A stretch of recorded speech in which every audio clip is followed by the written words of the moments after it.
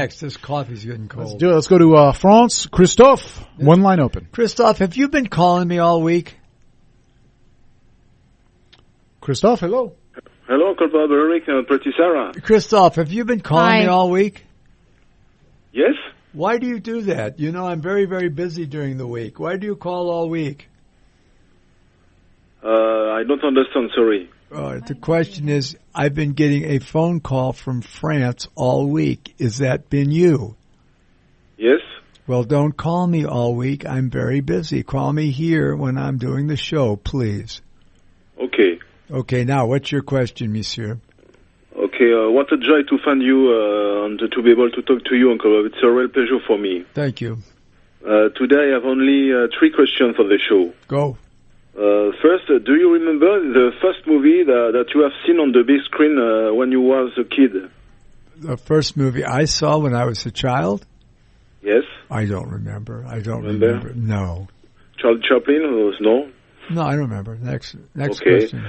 Okay, for my second question, how you have been interested in show business? What event in your lifetime decided you to choose this profession of artist that you have practiced subsequently by all your life? Well, I liked music all my life, and I wanted to be a successful singer, and I pursued that, and then there was the death of a famous actor, and I went to see a movie that he was in, and then I came out of the theater, and they asked me what I thought of the movie, and I was being photographed, and I told them that I thought it was a wonderful film and that the actor was a wonderful actor.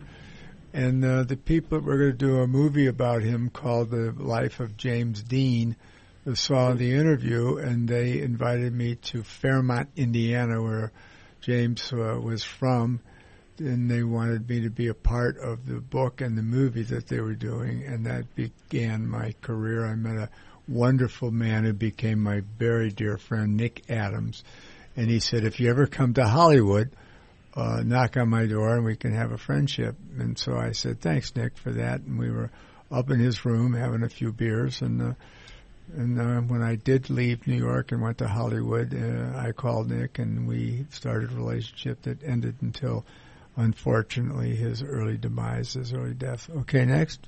Oh, thank you for this interesting story, Uncle Bob. Thank you.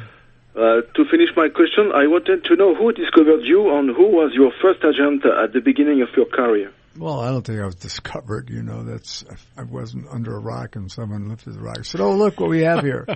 It's baby Conrad.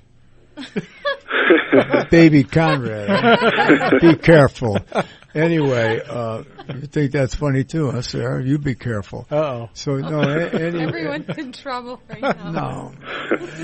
Anyway, repeat the question. I'll give you the right answer. Okay.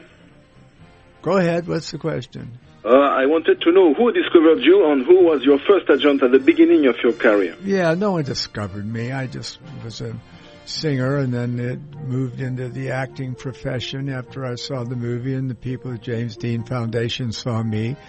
And then it moved to my studying acting at Northwestern with a wonderful teacher named Robert Schneiderman. And it moved on and on and on until I've had the career that I wanted. And when I went into an early retirement, except for this radio show, which I embrace, and I thank you for it, that's the history of my career, okay? Okay, Uncle Bob, that's it for my phone call. Okay, thank you. Talk to you next week, I hope.